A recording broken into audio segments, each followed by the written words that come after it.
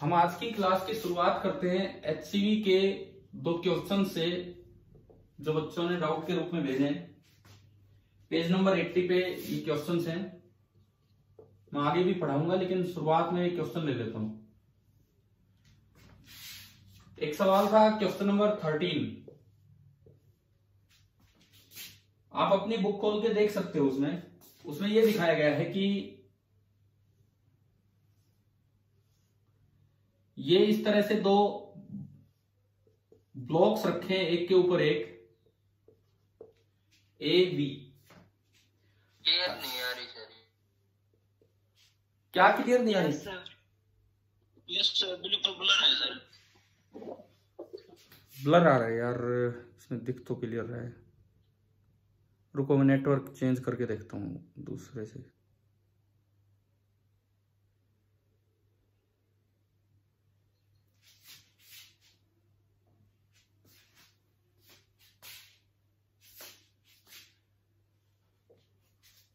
अभी कुछ दिख रहा है?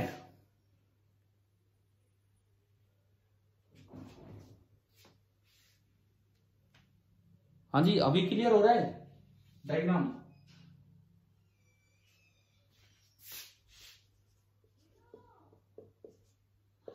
मास ऑफ ए आपको दिया है 0.5 kg और जो एक्सेलरेशन है इस फ्लो पूरे सिस्टम की that is 2 metre per second square. Acceleration is 2 metre per second square. अभी बताओ, अभी दिख रहा है क्या? Yes sir. मैंने नेटवर्क चेंज किया, इसमें देख लो आप। और ये कहता है कि what force is exerted by the block A on the block B. आपको निकालना है to find force by block A on block B, by A on B, ये निकालना है। Let this be N, normal reaction ही तो होगा वो, एन निकालना है। अच्छा, बी का मास हमें नहीं दे रखा लेकिन ए का मास गिवन है। आप एफबीडी ऑफ ए बनाए, ओनली एफबीडी ऑफ ए। चाहे मुझे फोर्स निकालना हो बी पे, लेकिन मैं बना रहा हूं एफबीडी ऑफ ए। तो इसमें क्या होगा कि ए पे कौन कौन से फोर्स लगेंगे? एक तो नीचे मास ऑफ ए इंटू जी, और बताओ और कौन सा फोर्स है ए पे? Normal reaction. और वो नॉर्मल रिएक्शन सेम होगा, जितना ए ने बी पे लगाया उतना ही बी ने ए पे लगाया। ठीक है, नॉर्मल रिएक्शन ये हो गया। और एक्सेलरेशन नीचे की तरफ है ए, तो नीचे वाली डायरेक्शन को पॉजिटिव मानते हुए आप अगर न्यूटन्स लॉ की इक्वेशन बनाए तो क्या इक्वेशन बनेगी? mg minus n is equal to ma। बस, और यहां से नॉर्मल रिएक्शन आ जाएगा ma इंटू जी माइनस ma इंटू ए। ma कॉमन और g माइनस ए। ये वेइंग मशीन इन्हें लिफ्ट पढ़ाया था, ये वही है। अगर आप b को वेइंग मशीन मान लो, a को मैन मान लो, b को वेइंग मशीन a को मैन मान लो, तो उनके बीच में जब नीचे एक्सेलरेशन होता है तो नॉर्मल रिएक्शन सीधा आता है g माइनस ए। बस अब तो हो जाएगा, केवल वैल्यूज पुट करनी है, केवल और केवल वैल्यू पुट करनी है। एम ए है 0.5, जी को आप 10 मान लीजिए, 10 माइनस 2 8, 8 इंटू 0.5 यानी कि 4 न्यूटन। ये आपका आंसर आ गया। क्लियर हुआ भाई ये वाला क्वेश्चन? ठीक है, अब देखो इसी सवाल को थोड़ा सा मुश्किल करना हो, मतलब एक स्टेप आगे बढ़ाना हो, इसी सवाल को थोड़ा सा मुश्किल करना हो तो एक स्टेप आगे यूं बढ़ाया जा सकता है कि लिफ्ट ऐसा ना देखे, ये दोनों कुछ इस तरह का सिस्टम दे दिया जाए कि ये एक एक्टूड मशीन है और एक मास यहां दे दिया जाए C, एक मास यहां दे दिया जाए और इनको यूं अटैच कर दिया जाए ए बी। अब पूछ ले कि force between A and B कितना होगा। सपोज इसका मास है m1, इसका मास है m2 और इसका मास है m3 और ये रस्सी, मतलब मुझे एक्सेलरेशन नहीं दे रखा क्या है। अब मुझसे पूछ लिया कि force between A and B, मतलब ये वाली टेंशन कितनी होगी, कैसे निकालें हम इसको? यहां की टेंशन कितनी होगी, यहां की टेंशन, ये कैसे निकालें हम? सबसे पहले तो आप इसे एक्टूड मशीन की तरह देखिए। इस साइड मास है m3 और इस साइड टोटल मास कितना है? Total mass m1 plus m2। मान लो वो ज्यादा है, सपोज वो ज्यादा है, वो तो वैल्यू होंगी, तो ये नीचे आ रहा होगा, ये ऊपर जा रहा होगा। और एक्सेलरेशन जो हम जानते हैं लिखना, बड़ा मास माइनस छोटा मास, तो m1 plus m2 minus m3 divided by m1 plus m2 plus m3 और इंटू जी। एक्सेलरेशन आ गई। लेकिन मुझे इस रस्सी में टेंशन चाहिए यहां, तो इसके लिए मैं अब क्या करूं? मतलब पिछले क्वेश्चन में ए डायरेक्ट दे रखा है 2 मीटर पर सेकंड स्क्वायर, इसमें ए डायरेक्ट नहीं दिया, तो पहले मैंने ए निकाल लिया। उसके बाद आप केवल m2 का एफबीडी बना लीजिए। m2 पे नीचे m2g, ऊपर टेंशन t, और एक्सेलरेशन तो नीचे आ ही रहा है ए से। अब नीचे वाली डायरेक्शन को पॉजिटिव माना और आपने इक्वेशन लगा दी, m2g minus T is equal to m2 into A, और ये सवाल हो जाएगा। ठीक है ना? इस तरह के जो भी कनेक्टेड सिस्टम्स हैं वो तो सारे आप कर ही लेंगे, कनेक्टेड मोशन वाले और ये सब। तो एक बार मैं फिर पूछता हूं, कल पूरा दिन जैसे फिजिक्स की क्लास हुई होंगी और तो क्लास हुई भी नहीं होंगी, और वो भी 40-40 मिनट की। एचसीवी कुछ की है क्या ट्राई? Yes sir.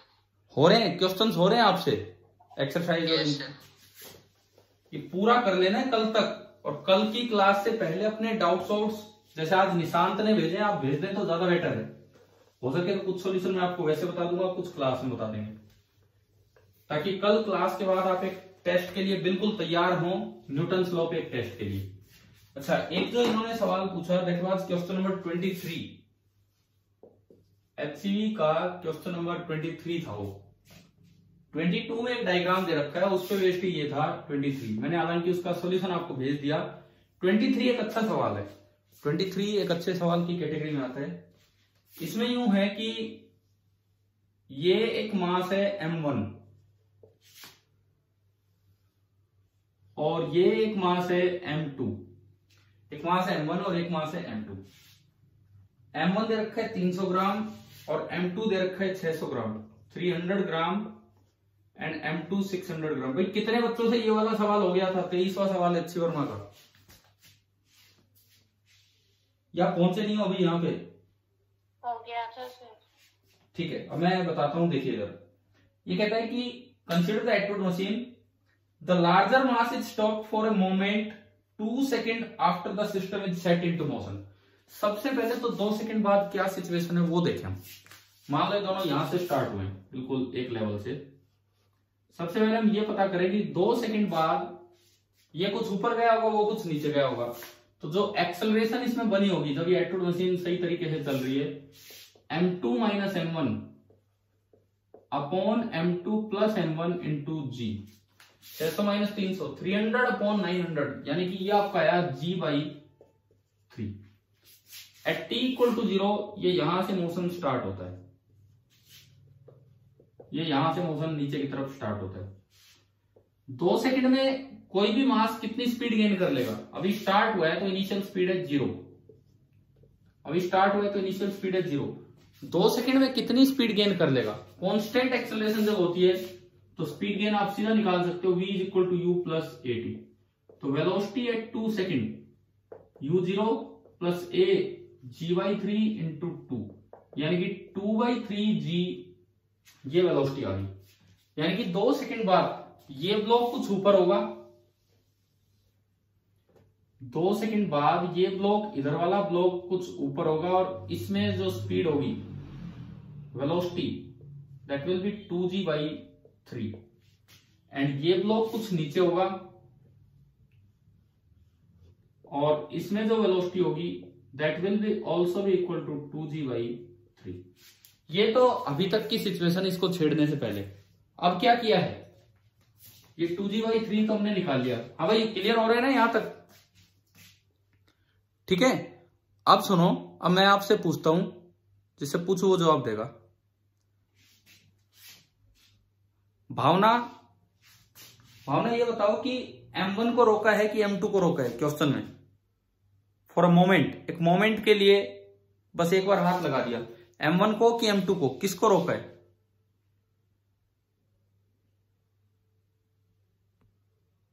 पूजा आप बताओ। सर M2 को। M2 को, जो लार्जर है उसको रोका है।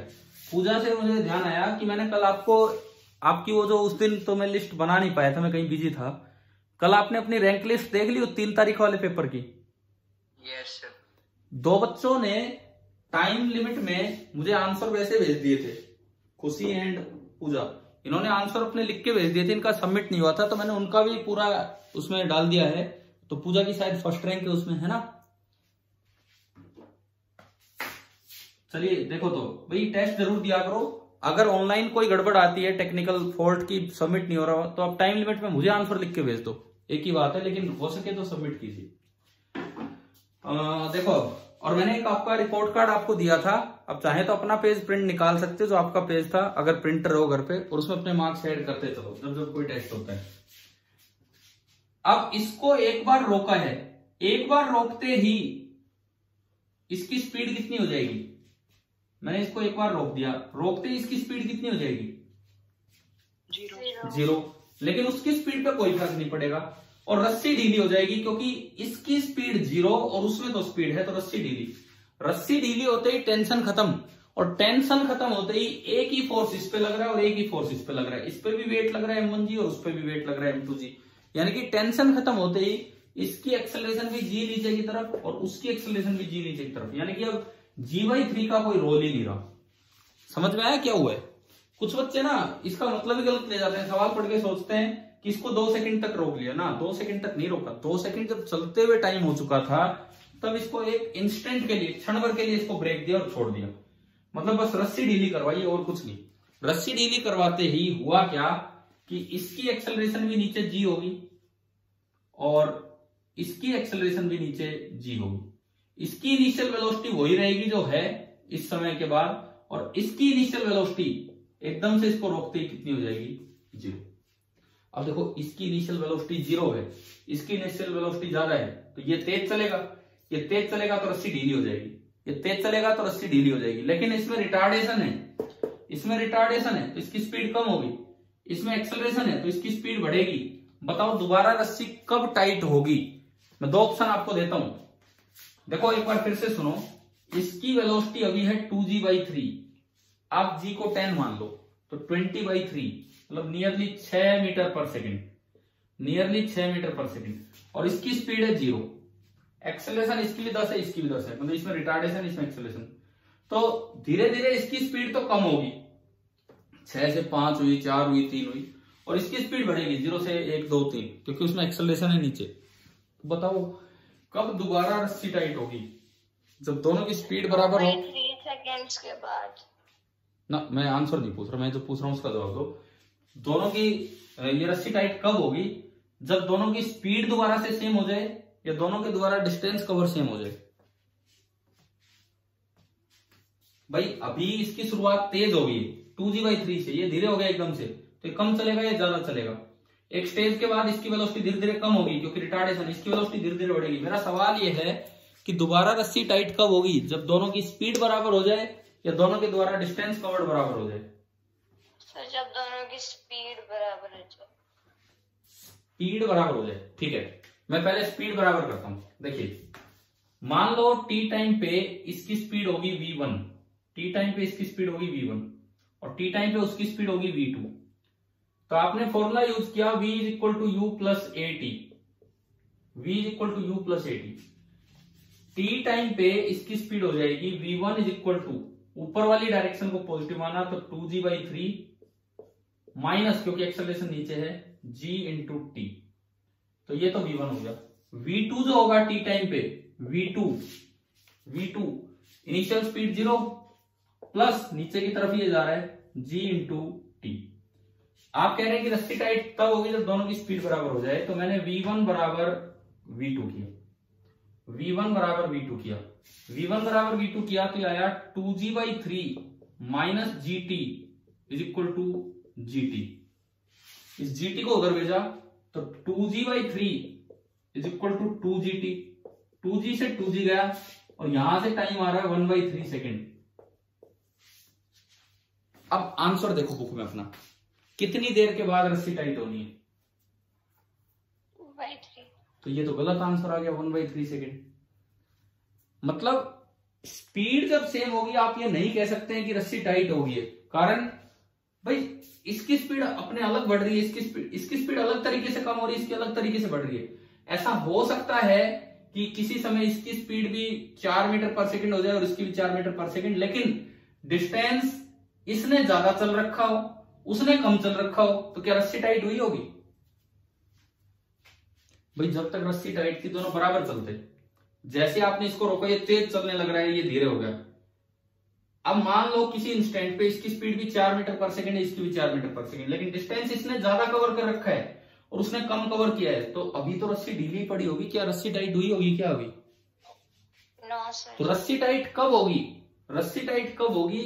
उस समय होगी जब, किस समय होगी? जब दोनों का डिस्टेंस कवर्ड सेम हो जाए और रस्सी टाइट होने के जस्ट बाद कंस्ट्रेंट से दोनों की स्पीड बराबर हो जाएगी। उस समय हो ना हो, उसके जस्ट बाद बराबर होगी। तो मैं एक बार डिस्टेंस की तरफ चलूं, इसने मान लो टी टाइम में डिस्टेंस ट्रेवल किया, s is equal to ut plus half a t square. देखो मैं यही कह रहा हूं, अगर किसी बच्चे ने गलती से आंसर निकाल दिया हो या सोच रहा हो गया हो तो ध्यान से सीखे, कितना अच्छा सवाल है। ये जरा सी मिस्टेक हो जाती है इसमें। अब अगर स्पीड बराबर करके करोगे तो 1/3 सेकंड आ रहा है। S1 का ये फॉर्मूला और इधर मैंने लगाया S2 is ut plus half a t square. ये S1 u, इसका u ऊपर की तरफ है 2g/3 इंटू टी माइनस, क्योंकि इसका एक्सेलरेशन नीचे है, इसके लिए मैंने ऊपर वाली डायरेक्शन पॉजिटिव मान ली है, half into g into t square. ये S1 आ गया।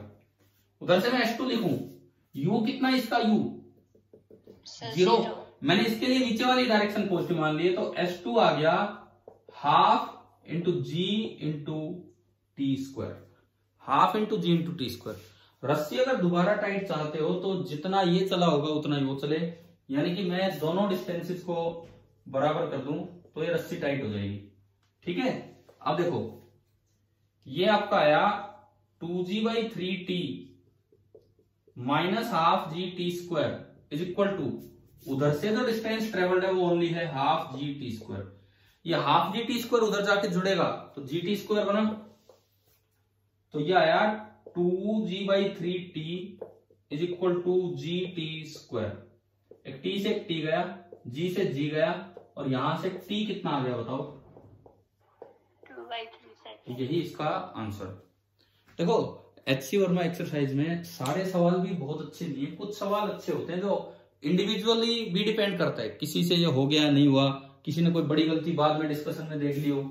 अपने इस बुक में ही ना कुछ क्वेश्चंस पे आप स्टार मार्क कर लिया करो, ताकि रिवीजन टाइम में हमें फिर से दोबारा पूरे 42 थे कि कितने थे 42 सवाल ना देखने पड़े। बस जो जिनमें दिक्कत आए या जिनमें कोई नया कॉन्सेप्ट लगे वो हम देखें। तो मुझे लगता है आज जो 2 सवाल डिस्कस हुए उनमें 23rd ज्यादा बेटर है, तो आप एटलीस्ट इस पे ध्यान दें कि 23rd क्वेश्चन क्या था। चलो भाई आगे बढ़ू मैं, ये हो गया हो तो क्लियर? हाँ जी बताओ, हो गया क्लियर? समझ में आ गया? Yes sir. ठीक है, और भी कोई डाउट्स हो तो आप यार आज भेजना जरूर, कल तक तो ये पूरा हो जाना चाहिए चैप्टर एक एक बच्चे का। मुझे अब भी लग रहा है कि सारे बच्चे नहीं कर रहे हैं ट्राई, नहीं तो डाउट्स थोड़े ज्यादा आते।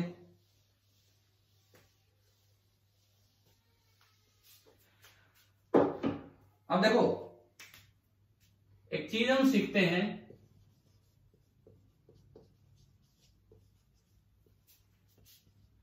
चलना आता है आपको? चलना हमने बचपन में सीखा होता है कि हम कैसे चलते हैं। ठीक है, अब दोबारा +1 क्लास में आके फिर से सीख रहे होंगे कि कोई आदमी कैसे चलता है।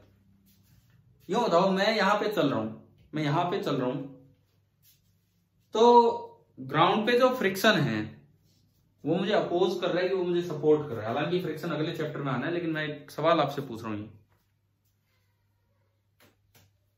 मैं यहां पे चल रहा हूं, यहाँ ग्राउंड पे जो फ्रिक्शन है वो मुझे अपोज कर रहा है कि सपोर्ट कर रहा है? अपोज। एक मिनट दोबारा बोलो, अपोज कर रहा है कि सपोर्ट कर रहा है? अपोज। अपोज।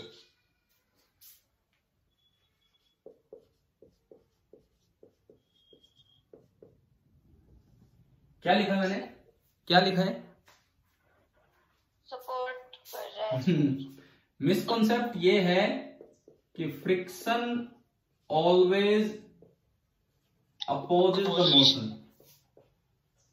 एक्चुअल ये क्लियर तो हम अगले चैप्टर में करेंगे, अभी तो मैं आपको बस चलना सिखा रहा हूं, अभी तो मैं केवल चलना सिखा रहा हूं, आप वो सीखिए। देखो अगला सवाल, आप आगे बढ़ रहे हैं, आप पिछले पैर की मदद से चलते हैं कि अगले पैर की मदद से चलते हैं, या दोनों की मदद से चलते हैं? ना ना ना ना, दोनों की मदद से कभी नहीं चलते, हमेशा पिछले से चलते हैं। अगर मैंने बोला होता ना, अगर मेरा सवाल होता कि आप लेफ्ट पैर से चलते हैं कि राइट पैर से, तो आपका जवाब सही था कि हम दोनों से चलते हैं, एक बार लेफ्ट का यूज करते हैं, एक बार राइट का। लेकिन जो पीछे होता है उसका यूज करते हैं। जब राइट पांव पीछे है तो मैं राइट की वजह से आगे बढ़ाऊं, जब लेफ्ट पांव पीछे है तो मैं लेफ्ट की वजह से आगे बढ़ाऊं, यानी कि हर वक्त मैं अपने पिछले पैर की वजह से बढ़ रहा हूं। कारण सुने अब आप इसका, क्यों ऐसा हो रहा है। सपोज ये कोई आदमी है,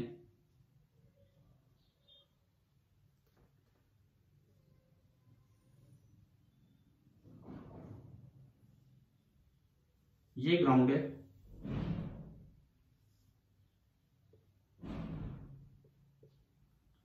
और ये अभी आगे की तरफ जा रहा है।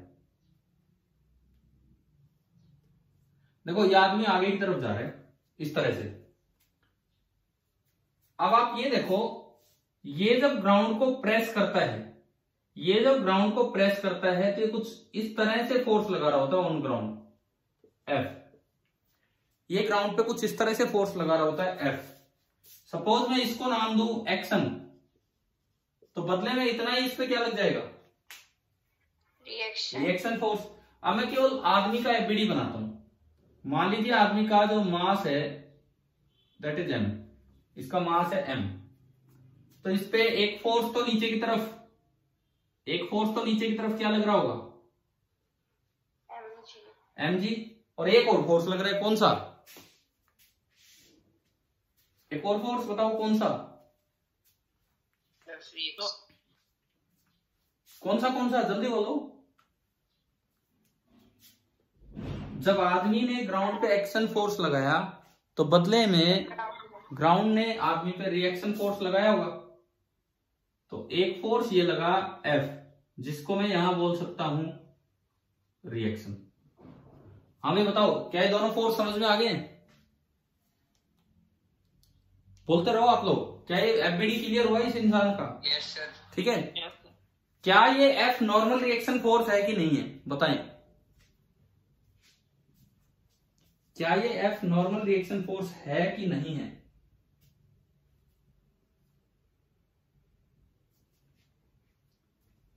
देखो नॉर्मल तब बोलते जब इसकी डायरेक्शन सरफेस के परपेंडिकुलर होती। नॉर्मल मतलब परपेंडिकुलर। क्या ये फोर्स परपेंडिकुलर है सरफेस के? क्या ये फोर्स परपेंडिकुलर है क्या सरफेस के? नहीं है।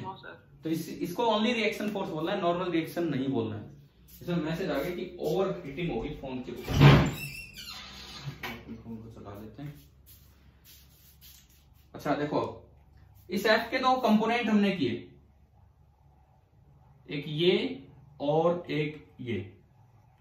Suppose this angle is theta, so ये वाला कंपोनेंट क्या होगा, एफ कोस थीटा, एंड ये वाला कंपोनेंट आपका होगा F sine theta.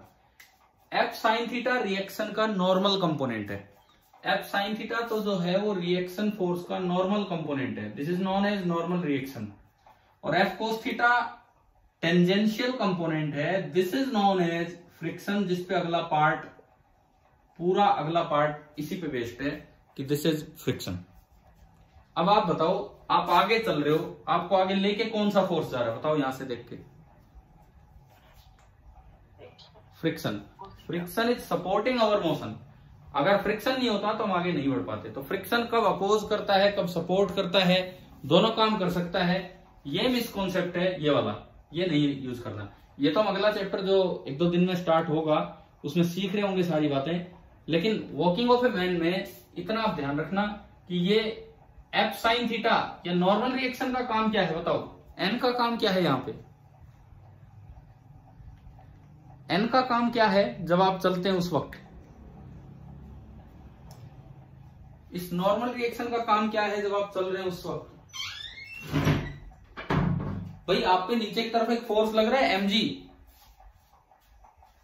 Yes, sir. अगर ये नॉर्मल नहीं होगा तो आप गिर जाते नीचे mg की वजह से। तो नॉर्मल का तो काम है बैलेंस करना आपके वेट को, और फ्रिक्शन का काम आपको आगे चलाना। कुछ बच्चे थोड़ा उछल उछल के चलते हैं, कुछ बच्चे पता नहीं अलग स्टाइल में चलते रहते हैं उछल के। तो उसमें क्या होता है, उनका जमीन पे पांव रखने की स्टाइल ऐसे हो जाती है कि नॉर्मल रिएक्शन हर बार थोड़ा सा ज्यादा हो जाता है mg से। अगर नॉर्मल रिएक्शन थोड़ा सा ज्यादा होगा mg से तो आप उछलते ही चलोगे। हर क्लास में, अभी तो आपकी रेगुलर क्लास नहीं हो रही है, 10th तक तो आपने अटेंड की है, लगभग एक दो क्लास में एक बच्चा ऐसा मिल ही जाता है जो थोड़ा स्टाइल में चलता है उछल उछल के। तो वो इस तरह से पांव लगा रहा होता है जमीन पे कि एन थोड़ा ज्यादा हो जाता है mg से, और इस वजह से वो थोड़ा सा झटका सा लगता रहता है, और कुछ नहीं।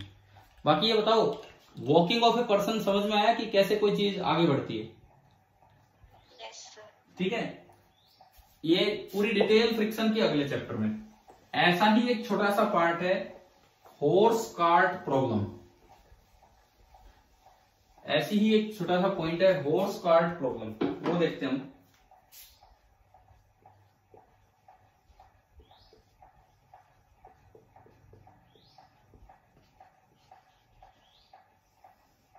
हॉर्स कार्ट प्रॉब्लम, घोड़ा गाड़ी समस्या। नहीं, समस्या कुछ नहीं। देखो, ये कोई मान लो घोड़ा है, सपोज कीजिए कोई भी एक घोड़ा है। भाई घोड़ा कैसे बनाए?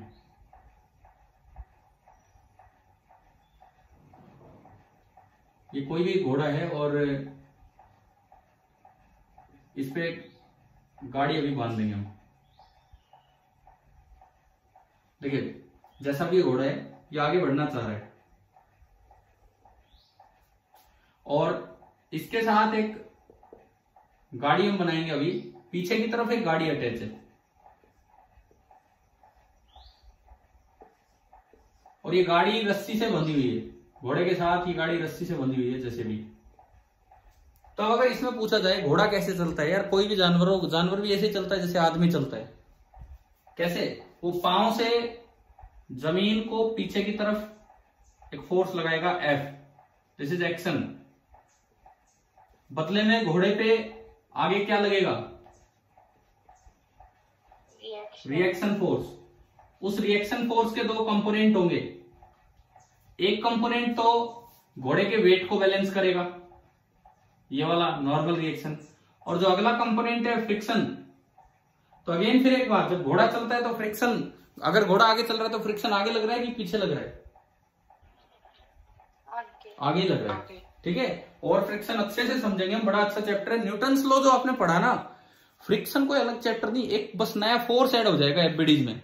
जितने एफबीडी आप बना रहे हैं, एक नया फोर्स ऐड हो जाएगा, फ्रिक्शन और कुछ नहीं। अब जैसे ही घोड़ा आगे बढ़ेगा, रस्सी बिकम्स टाइट, रोप बिकम्स टाइट।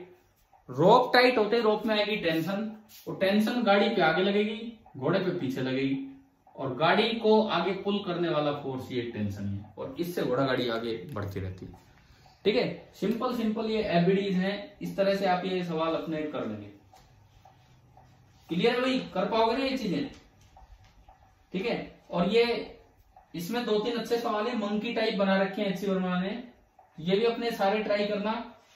और एक ये खाई में गिरा हुआ आदमी, ये जरूर ट्राई करना। क्या मैं पूछता हूं, मैं डिस्कस नहीं करवा रहा अभी। क्वेश्चन नंबर 12 हो गया क्या आपसे? एच.सी. वर्मा क्वेश्चन नंबर 12 ये बने हो गया कि नहीं हुआ, बताओ।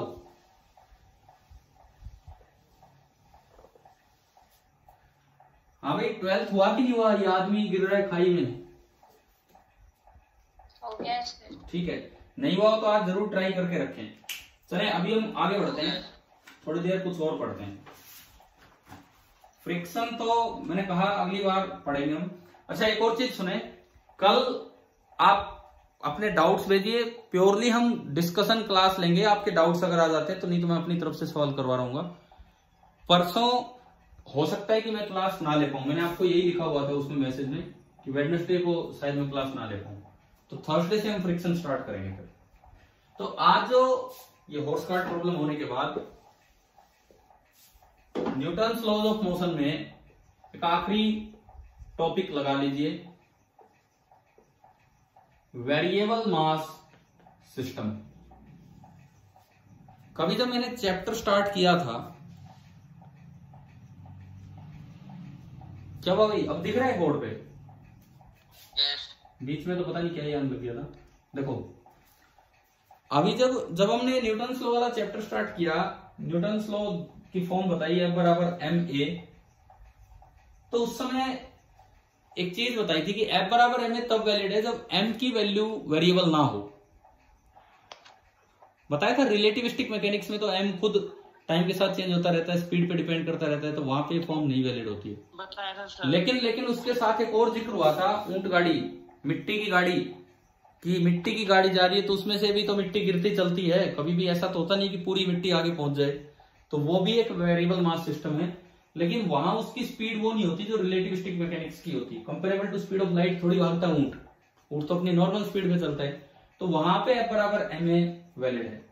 और वहां पे इस तरह के वेरिएबल मास सिस्टम में एक एक्स्ट्रा फोर्स आ जाता है जिसको नाम दिया जाता है क्या? Thrust force. एक एक्स्ट्रा फोर्स लगता है जब भी किसी सिस्टम से कोई मास ऐड हो रहा होगा सिस्टम पे, या मास उससे इजेक्ट हो रहा होगा, तो इस फोर्स को बोलते हैं thrust force. Force due to adding और leaving mass to a system. Force due to adding और leaving mass to a system. एक सिस्टम में कोई मास ऐड हो रहा है या उससे कोई मास इजेक्ट हो रहा है, इस तरह के फोर्स को बोल देते हैं थ्रस्ट फोर्स। और थ्रस्ट फोर्स किधर लगता है और कितना लगता है, पहले ये सुनो। F थ्रस्ट का फॉर्मूला U रिलेटिव या V relative into dm by dt। पहली बात मैं बता रहा हूं आपको मैग्नीट्यूड, फिर आएंगे इसकी डायरेक्शन पे। सबसे पहले मैंने आपको बताया मैग्नीट्यूड। अब इसमें दो तीन चीजें हमने लगा ली कि भाई ये क्या है, यू रिलेटिव क्या है। सपोज ये कोई रॉकेट है, मान लो ये कोई रॉकेट है, ये इस वक्त आगे जा रहा है विद सम वेलोसिटी v1, और इसमें से कुछ गैसेज इजेक्ट हो रही है, इसमें से कुछ गैसेज इजेक्ट हो रहे हैं, और रॉकेट के रेस्पेक्ट में पता नहीं किस डायरेक्शन में वो गैस इजेक्ट हो रही है, सपोज कीजिए उधर की तरफ परपेंडिकुलर डायरेक्शन में। रॉकेट के रेस्पेक्ट में उसकी जो वेलोसिटी है उसे बोलेंगे यू रिलेटिव। यू रिलेटिव का मतलब है वेलोसिटी ऑफ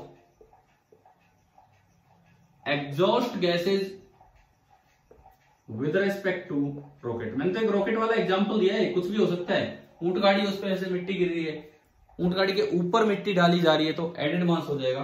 तो यू रिलेटिव का मतलब है velocity of exhaust gases with respect to rocket. और डीएम बाई डी का क्या मतलब है?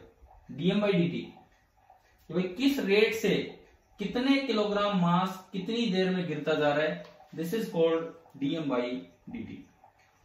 जैसे एक छोटे से क्वेश्चन से मैं आपको ये समझाऊंगा कि भाई किस तरह से एफ थ्रस्ट का यूज किया जाएगा। अच्छा, दूसरी बात इसकी डायरेक्शन की, इसकी डायरेक्शन किधर लेनी है किधर नहीं लेनी है। देखो ये तो हो गया एफ थ्रस्ट का magnitude. Direction of F thrust on the system, जिसमें सिस्टम पे मास ऐड हुआ है या सिस्टम से मास इजेक्ट हो रहा है, उसके बारे में डायरेक्शन क्या होगी। सीधी सी बात है, अगर मास इज एडेड, अगर मास ऐड हो रहा है तो एफ थ्रस्ट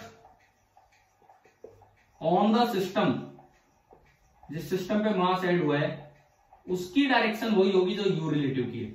यू रिलेटिव का मतलब है कि जो मास ऐड हो रहा है उसकी क्या वेलोसिटी थी विद रिस्पेक्ट टू सिस्टम। दूसरी बात, अगर मास इजेक्ट हो रहा है तो जो एफ थ्रस्ट होगा ऑन द सिस्टम उसकी डायरेक्शन अपोजिट होगी यू रिलेटिव से। ये एक तरह से इस पूरे वेरिएबल मास सिस्टम का पूरा सार यहां पे लिख दिया कि भाई क्या है क्या नहीं। देखो अभी मैं अप्लाई करवाऊंगा इसे। जब भी कोई मास किसी सिस्टम पे ऐड या इजेक्ट होता है तो एक नया फोर्स, पूरा एफबीडी के अलावा एक नया फोर्स वहां पे लग जाता है जिसे बोलते हैं थ्रस्ट फोर्स। थ्रस्ट फोर्स का मैग्नीट्यूड क्या होता है? You relative into DM by D T. DM by D T तो मतलब है मास किस रेट से अलग हो रहा है या ऐड हो रहा है, और यू रिलेटिव मतलब जो टुकड़ा अभी अलग हुआ है, जो टुकड़ा अभी ऐड हुआ है, ऐड होते वक्त या अलग होते वक्त उसकी क्या वेलोसिटी थी with respect to the moving system, जो भी सिस्टम है उसके रेस्पेक्ट में। अगर ऐड हो रहा है तो सिस्टम पे एफ थ्रस्ट उधर ही लगेगा जिधर यू रिलेटिव आएगी, और इजेक्ट हो रहा है तो सिस्टम पे एफ थ्रस्ट उधर लगेगा, यू रिलेटिव से अपोजिट। अब इसके अलावा कोई और कुछ फॉर्मूला नहीं है इसमें वेरिएबल मास सिस्टम में। अब इसको अप्लाई करते हैं, कभी ऐड करके कभी इजेक्ट करके, सीखते हैं 2-3 सवालों से कि भाई कैसे ये किधर होना है।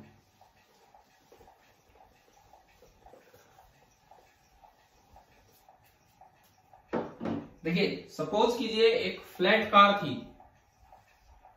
This is a flat car,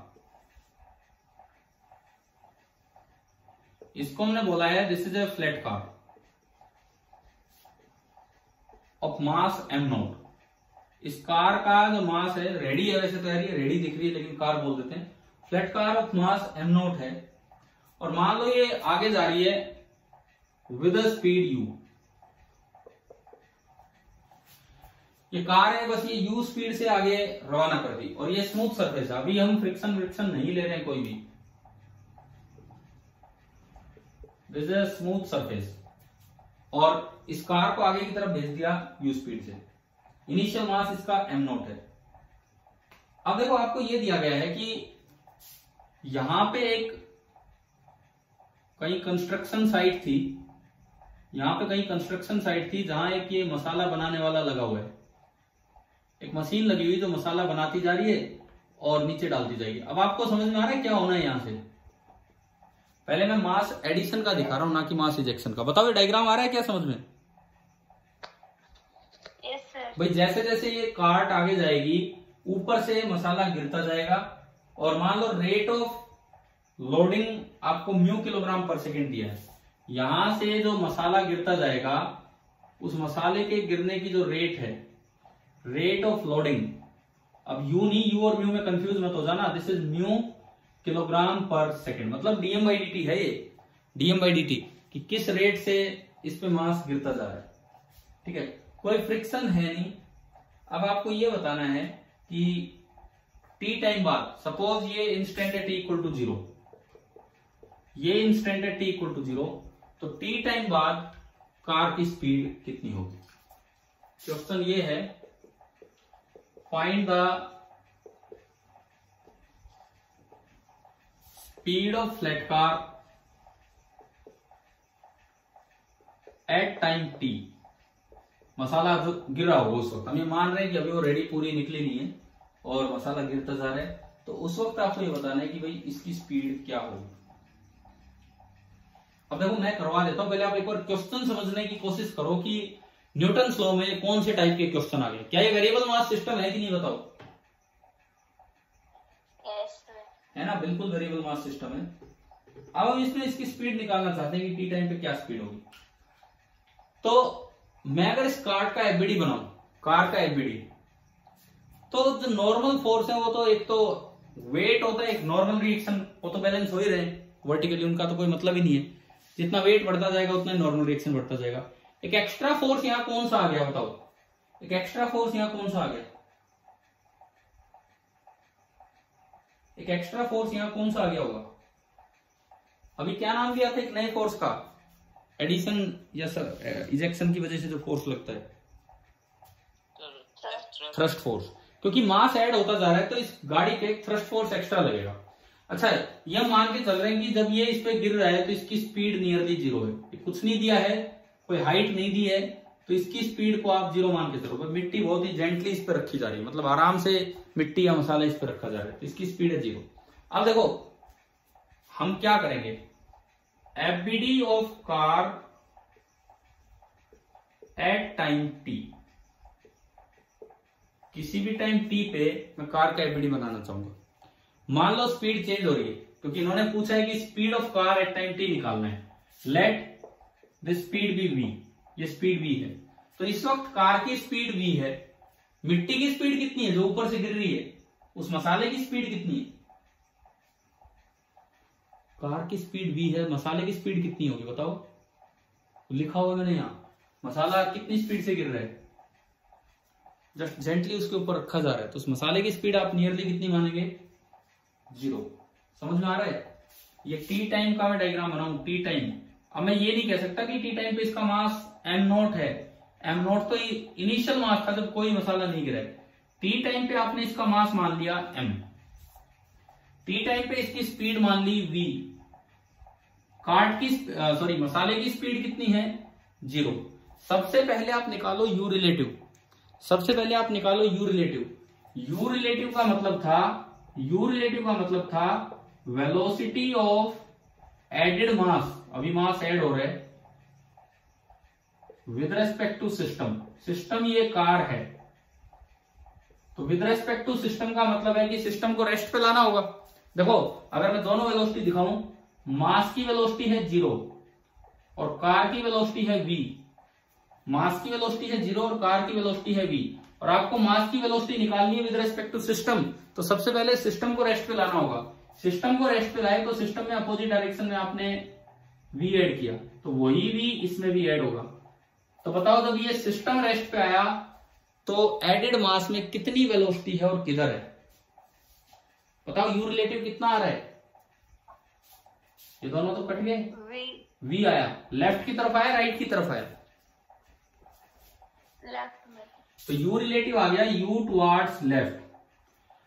अब मुझे एफबीडी बनाना है, तो बताओ थ्रस्ट फोर्स लेफ्ट की तरफ लगेगा कि राइट की तरफ? मैंने अभी कुछ देर पहले कुछ फॉर्मूले से लिख के बताए थे डायरेक्शन के बारे में, दो चीजें, फॉर्मूले नहीं दो कॉन्सेप्ट बताए थे। लेफ्ट में लगेगा सर। हाँ, क्योंकि मास ऐड हो रहा है। अगर मास ऐड होता है तो फोर्स उधर ही लगेगा जिधर u रिलेटिव है, और अगर मास इजेक्ट हो रहा है तो फोर्स उधर लगेगा u रिलेटिव से अपोजिट। तो फिलहाल इस पे, इस कार्ड पे हॉरिजॉन्टली एक ही फोर्स लग रहा होगा लेफ्ट की तरफ, थ्रस्ट फोर्स। कितना लगेगा? क्या फॉर्मूला था उसका थ्रस्ट फोर्स का? u relative into dm by dt। u relative तो u है, u रिलेटिव तो u है ही, और into dm by dt। Left में क्यों लगा वो आपको समझ में आ ही गया। बताओ भाई फोर्स का मैग्नीट्यूड आया कि नहीं आया समझ में? Yes sir. और इस वक्त इसका मास है m0 से ज्यादा होगा। m0 से क्यों ज्यादा होगा? क्योंकि इस पे मसाला ऐड होता जा रहा है। किसी टी टाइम पे मैंने एफबीडी बनाया। अब देखो फोर्स पीछे लग रहा है तो एक्सेलरेशन किधर होगी? कार्ड की। और कोई फोर्स नहीं है हॉरिजॉन्टल डायरेक्शन में, और कोई फोर्स नहीं है। नॉर्मल और वेट वर्टिकल है, और फ्रिक्शन बचा नहीं है क्योंकि सरफेस स्मूथ है। तो एक ही फोर्स है वो पीछे लग रहा है, तो इसका मतलब जो एक्सेलरेशन होगी वो किधर होगी? पीछे की तरफ। एक ही फोर्स है वो पीछे लग रहा है, तो जो एक्सेलरेशन होगी वो भी पीछे की तरफ होगी। क्लियर? अब मैं एक और सवाल आपसे पूछूं, यहाँ पे एक्सेलरेशन को मैं dv बाई dt लिख सकता हूं या माइनस dv बाई dt? ये बताओ एक्सेलरेशन का मैग्नीट्यूड क्या होगा? dv by dt। ना सुनो, नहीं सुनिए, एक्सेलरेशन की डायरेक्शन वेलोसिटी से अपोजिट है या सेम है? बताओ। अपोजिट है तो वेलोसिटी कम होगी या ज्यादा होगी? सर कम कम होगी। तो अभी t टाइम पे वेलोसिटी v है, t प्लस dt टाइम पे हम वेलोसिटी बोल देते हैं v plus dv। t plus dt time पे हम वेलोसिटी बोल देते हैं v प्लस dv। टाइम तो बड़ा है, यानी कि dt पॉजिटिव है, लेकिन वेलोसिटी कम हुई है। लिखा तो v प्लस dv ही जाएगा, लेकिन dv क्या होगा? नेगेटिव। शायद मुझे लगता है मैंने कई बार आपको ये बात बताई है ना, चेंज पॉजिटिव के साथ ही लिखते हैं लेकिन वो नेगेटिव। तो इनको देख के बताओ dv बाई dt पॉजिटिव है कि नेगेटिव है? dv नेगेटिव है, dt पॉजिटिव है, तो dv बाई dt पॉजिटिव है कि नेगेटिव है? नेगेटिव। और एक्सेलरेशन का मैग्नीट्यूड कभी नेगेटिव नहीं हो सकता है, तो जो एक्सेलरेशन का मैग्नीट्यूड होगा उसको पॉजिटिव करने के लिए बाहर एक और साइन लगेगा, तो this is equal to minus dv by dt। बताओ अभी क्लियर हुआ ये पॉइंट? यस। ठीक है। अब इस पे न्यूटन्स लॉ लगा दो, हॉरिजॉन्टल डायरेक्शन में Newton's law, net force F u into dm by dt, ये तो F है, is equal to mass into acceleration. Mass इस वक्त m है, मैं न्यूटन सेकंड लॉ लगा रहा हूं, और F बराबर m में वैलिड होता है इन वेरिएबल मास सिस्टम में, into acceleration, and our acceleration is minus dv upon dt। dt से dt कैंसिल हो गया, इक्वेशन बनी u dm is equal to minus M DV. एक बार बताओ क्या ये समझ में आ गई कि नहीं equation? UDM is equal to minus M DV. Yes, sir. ठीक है, अब आप क्या करो, m वाली टर्म एक साइड कर लो, v वाली टर्म एक साइड कर लो। v वाली टर्म एक साइड, ये u कहां से आ गया? ओहो, ये u नहीं था, सुनो इधर सुनो, एक बार मैं बता देता हूं। किसी t टाइम पे गाड़ी की स्पीड थी v, मिट्टी की स्पीड थी 0। गाड़ी की स्पीड थी v, मिट्टी की स्पीड थी 0, तो u रिलेटिव निकाला तो मिट्टी को रोका, v इधर ऐड किया तो इसमें भी v ऐड किया था, तो u रिलेटिव u नहीं था, u तो इनिशियल स्पीड थी। किसी t टाइम पे u रिलेटिव कितना था? किसी टी टाइम पे यू रिलेटिव कितना था? अगर गलती से मैंने यू लिख दिया हो तो मैं दोबारा से बता रहा हूं। किसी टी टाइम पे मिट्टी की स्पीड 0 थी, गाड़ी की स्पीड v थी, गाड़ी के रेस्पेक्ट में करना है तो v इधर ऐड किया, v इधर, तो यू रिलेटिव v आएगा, तो ये v into DM by dt है। आ गया समझ में? Yes, sir. ये है v into DM by dt, तो ये बना v dm is equal to this. अब क्या करो, v वाली टर्म एक साइड कर लो, तो ये बना 1 by v dv is equal to minus 1 by m dm। 1 by V DV is equal to minus 1 by M DM.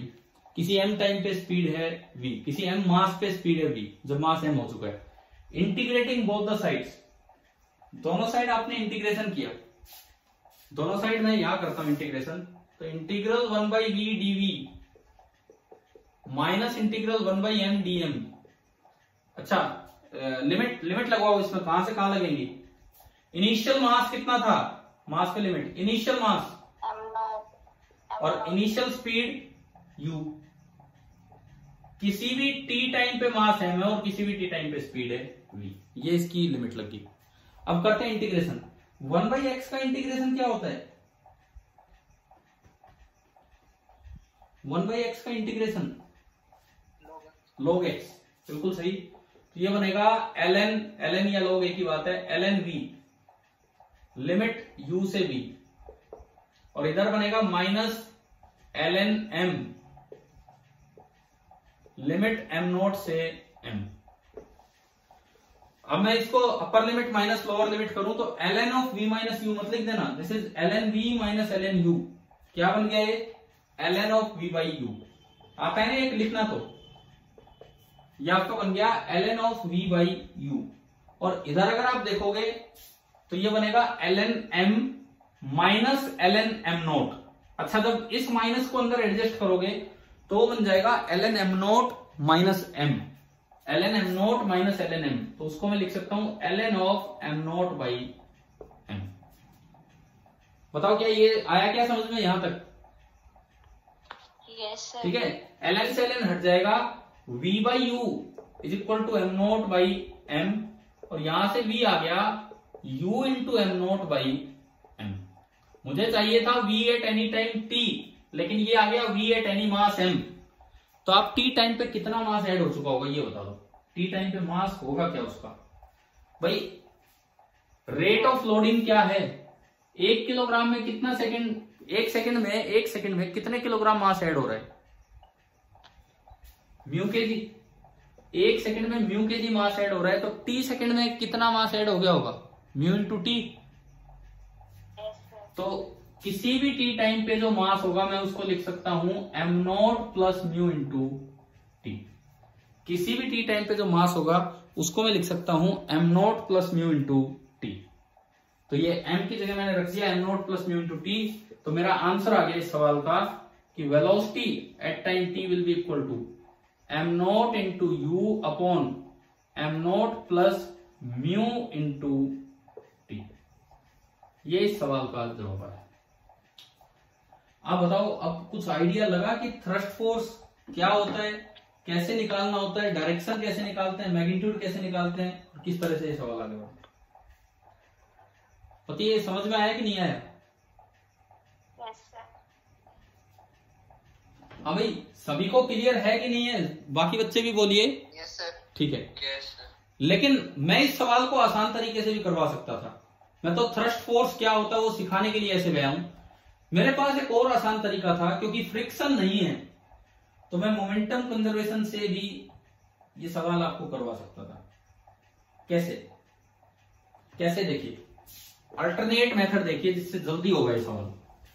लेकिन उस मेथड से फिर हम थ्रस्ट फोर्स नहीं सीख पाएंगे, ये तो सिखाने के लिए इस मेथड से लगाया था।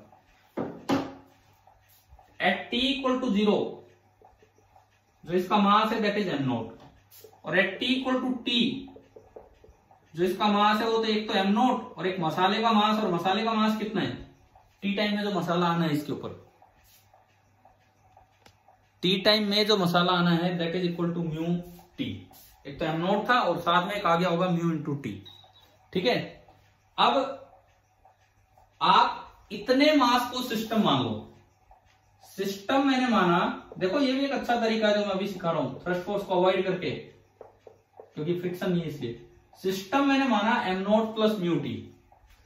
इस सिस्टम पे हॉरिजॉन्टली कोई एक्सटर्नल फोर्स नहीं है, नो एक्सटर्नल फोर्स हॉरिजॉन्टली, क्योंकि जो थ्रस्ट फोर्स था तो वो तो इन्हीं दोनों के बीच का ही तो था भाई। जो थ्रस्ट फोर्स था वो तो इसी आने वाले मास म्यू टी ने गाड़ी पे लगाया है, समझ रहे हो। जो थ्रस्ट फोर्स था वो इस टी टाइम में इसी आने वाले मास ने गाड़ी पे लगाया है, तो वो तो इनका इंटरनल फोर्स हो गया, फ्रिक्शन है नहीं। तो अब आप क्या लिख सकते हो, P initial is equal to P final. देखो एक बार में आंसर आएगा। इनिशियल देखिए एम नॉट मास गाड़ी का है, गाड़ी की इनिशियल स्पीड कितनी थी U, और वो म्यू टी मसाला अभी उस पाइप के अंदर है जो नीचे आया ही नहीं है, तो उसके अंदर है तो रेस्ट पे है, तो उस म्यू टी मास जो आना है अगले टी टाइम में उसकी इनिशियल स्पीड कितनी है 0। तो जो इनिशियल मोमेंटम होगा, initial momentum that is m not into you plus mu t into 0, यानी कि इनिशियल मोमेंटम आया एम नॉट इंटू यू।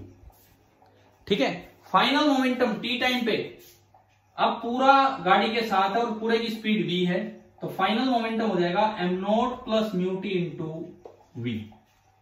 बताओ क्या P इनिशियल P फाइनल लिखने आ गए आपको यहां से? Yes sir.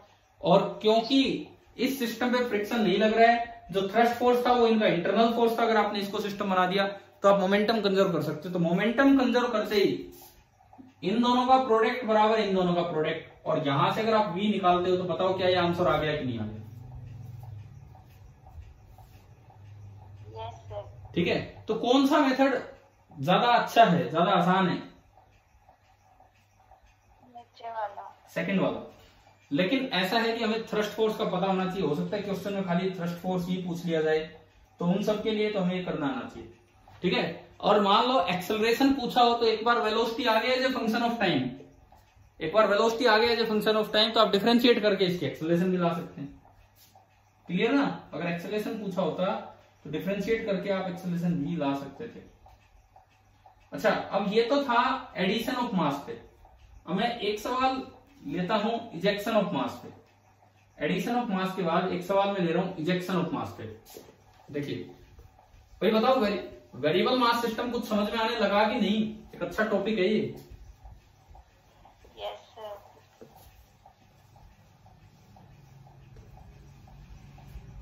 अब मैं एक सवाल ले रहा हूं इजेक्शन ऑफ मास पे। मान लो कि अगेन कोई गाड़ी है, रेडी टाइप है जो भी है, इस पे कुछ मिट्टी आपने भर दी, इस पे कुछ मिट्टी आपने भर दी, और अगेन फ्रिक्शन नहीं है ग्राउंड पे। कैसा टायर बन गया। और इसकी इनिशियल स्पीड है u। वही सब आपको दिया है कि इसकी इनिशियल स्पीड है u, और शुरू में कार्ट के साथ जो टोटल मास है, कार्ट प्लस लोडेड सैंड, इसका इनिशियल मास है m नॉट जब ये रवाना हुआ है एट t इक्वल टू 0, और इनिशियल स्पीड है u। अब इसमें कोई होल है, जैसे अक्सर ऊंट गाड़ियों में रहता है कि मिट्टी गिरती रहती है, तो मान लो यहां कोई होल है जिससे मिट्टी जेंटली ड्रॉप होती जा रही है, धीरे धीरे मिट्टी नीचे की तरफ गिरती जा रही है, और मिट्टी की गिरने की जो रेट है मैं वही ले लेता हूं। क्या लिया था अभी? Mu KG per second. Constant rate से मिट्टी गिर रही है। सवाल सेम कि वेलोसिटी ऑफ द कार्ट बताओ at time t. T time पे वेलोसिटी कितनी होगी ये बताना आपको। ये इजेक्शन ऑफ मास पे क्वेश्चन ले रहे हैं।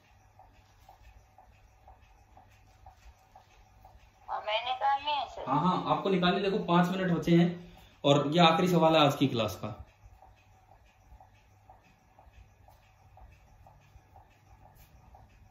बिल्कुल सेम वैसे ही जैसे वहां किया था अभी।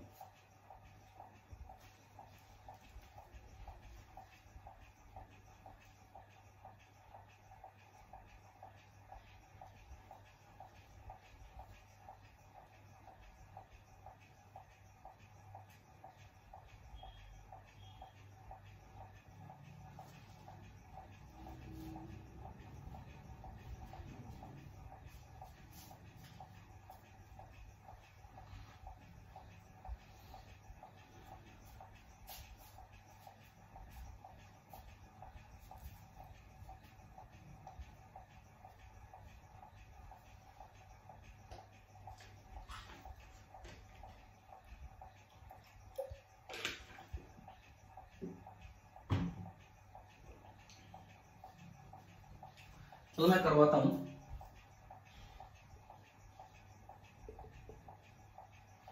सबसे पहली बात, मान लो let at time t speed of car, पिछली बार भी हमने v मानी थी किसी t टाइम पे स्पीड। हाँ जी बताओ, ध्यान है ना, अभी किया था। Yes sir. ठीक है, इसकी स्पीड भी v मान लो। अब जब हम इसका एपीडी बनाएंगे तो t टाइम में म्यू टी मास कम हो चुका होगा। t टाइम में इस कार्ड से म्यू टी मास कम हो चुका होगा, तो जो इसका मास बचेगा वो बचेगा m note minus mu T. ये आ गया समझ? पिछली बार हुआ था m note plus mu T, क्योंकि मास ऐड हो रहा था। इस बार कम हुआ है। बताओ ये पॉइंट आया क्या समझ में? मास कितना होगा t टाइम पे? आ गया सर। ठीक है, इतना मास बचा होगा। अब फ्रिक्शन है नहीं, तो हॉरिजॉन्टली एक ही फोर्स बचेगा, थ्रस्ट फोर्स। थ्रस्ट फोर्स किधर होगा? इस बार मास इजेक्ट हो रहा है, तो बताओ थ्रस्ट फोर्स की डायरेक्शन क्या होगी? यू रिलेटिव वाली डायरेक्शन होगी या उससे अपोजिट होगी?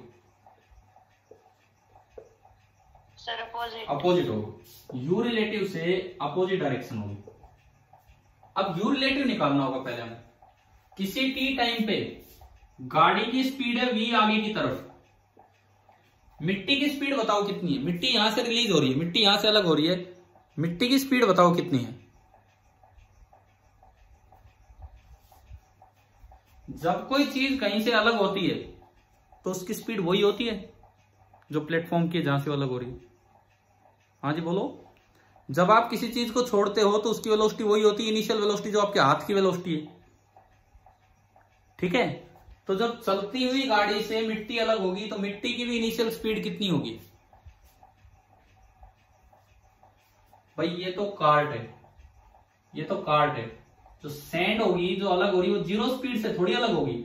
जीरो तो इसके रेस्पेक्ट में है, ग्राउंड के रेस्पेक्ट में, उसकी स्पीड भी कितनी हो जाएगी? v होगी। बताओ ये आया कि नहीं आया समझ में? आ गया सर। ठीक है, अब मुझे निकालना है यू रिलेटिव। यू रिलेटिव होती है velocity of sand with respect to cart. तो पहले कार्ट को रेस्ट पे लाओ। कार्ट को रेस्ट पे लाने के लिए v घटाया तो v इसमें भी घटेगा। v घटते ही यू रिलेटिव कितना हो गया? 0।